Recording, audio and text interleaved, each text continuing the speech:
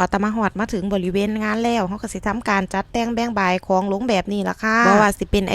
ติมหรือว่าหมูกระทะค่ะเขาสิจัดแต่งแบ่งบายให้เรียบร้อยซะก่อนจังค่อยสิแจกส่วนหมูกระทะเขาก็เสียน้ำจิ้มเทราดลงไปเลยค่ะเพราะว่าสะดวกสบายต่อการตักเนาะแล้วที่สำคัญน้องก้อยย่านน้ำจิ้มบ่พอหนาก็เลยเทราดแบบนี้ในขณะที่จัดแต่งแบ่งบายของไว้ถ้าแจกมื้อนี้คนก็เข้าแถวท่าเลยเด้ค่ะซึ่งจะบอกเลยว่ากำลังใจน้องโบ๊ทล้นหลามค่ะล้นหลามส่วนด้านนั้นค่ะด้านนั้นที่นางก้อยเลี้ยวเบิ่งเพิ่นถามว่าแจกเลยบ่ไอติมเพราะตั้งแต่ไอติมมาหอดมาถึงแม่นบ่ก็ขอเวลาจัดหน้าร้านจักหน่อยแต่ว่าแถวก็ตั้งท่าแล้วล่ะค่ะตั้งแต่เฮาจัดของเสร็จสับเรียบร้อยพี่น้องเอ้ยเฮาก็เริ่มแจกเลยค่ะบางคนเก่า2แก้ว3แก้วเฮาก็บ่ได้ว่าเด้อค่ะเพราะว่ามื้อนี้เฮามาเฮ็ดลงทานขอเพียงอย่างเดียวเลยค่ะให้เข้าแถวเป็นระเบียบเพราะว่าเฮาก็สิสะดวกสบายต่อการแจกคันสิมาทั้งหลังแน่มาทั้งหน้าแน่จักผู้ตักสิเฮ็ดให้อันใดสากลเพราะฉะนั้นในการไปรับลงทานแต่ละเทื่อให้เข้าแถวเด้อค่ะสิสะดวกต่อผู้แจกแล้วก็ผู้รับเสาร์มื้อนี้กับบู๊ยพี่น้องเอ้ยเลี้ยวไปมีตั้งแต่ลูกหลานก้อยก็ย้อนวานแล้วมักอีหลีเนาะไอ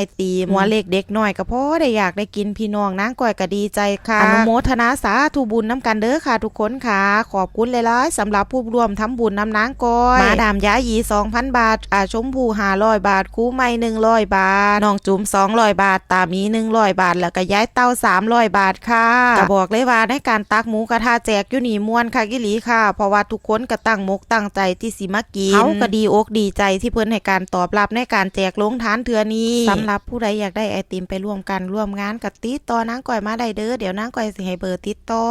นะพี่น้องเป็นเตาดีใจบ่บรรยากาศมืดฟ้ามัวดินบักคักนางก้อยเห็นแบบนี้ใจชื่นบักคักเด้เพราะว่าเพิ่นก็ให้การต้อนรับเป็นอย่างดีในการแจกลงทานเทื่อนี้ค่ะมื้อนี้น้องกัดก็สิมาน้ำเด้มาแจกลงทานซอยแม่เฮาก็สิบ่มีลงทานหมูกระทะย่างเดียวเด้อค่ะมีของมาหลากหลายบ่ว่าสิเป็นก๋วยเตี๋ยวหลายสิ่งหลายอย่างสำหรับ FC พี่น้องผู้ใดถามหาร้านนางก้อยสิบอกพิกัดเด้อค่ะพิกัดตรงข้ามตลาดนัดคลองถมอำเภอแวงน้อยถนนแวงน้อยท่าว่าร้านน้องโบ๊ทหมูกระทะสิอยู่ตรงข้ามตลาดนัดคลองถมอำเภอแวงน้อยเด้อค่ะ